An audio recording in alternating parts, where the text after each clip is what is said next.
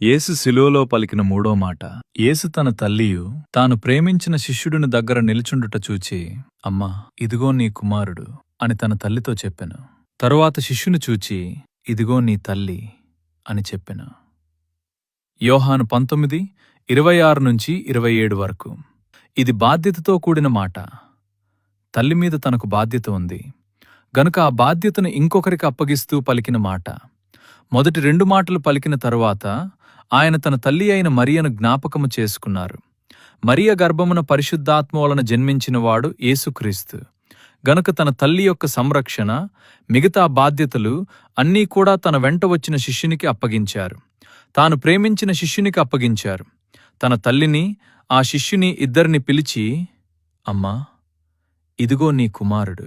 అదే రోజు నుండి నా బాధ్యతంతా ఈ కుమారుడు వహిస్తాడు అని పలికాడు. ఆ శిష్యునితో, ఇదిగో నీ తల్లి. నేనామెకు చేయవలసిన ప్రతి ఒక్క పని కూడా ఈ రోజు నుండి నీవు చేయాలని ప్రభువు చెప్పారు. నీ తల్లి తండ్రులను సన్మానింపుము అనే ఆజ్ఞను ఆయన శిలువలో నెరవేర్చారు. ఆయన ఎంతో బాధతో ఉన్నా, ఆ శిలువలో రక్తము కారిపోతున్నా, తాను తల్లి యొక్క బాధ్యత మరువకుండా తన శిష్యునికి అప్పగించారు.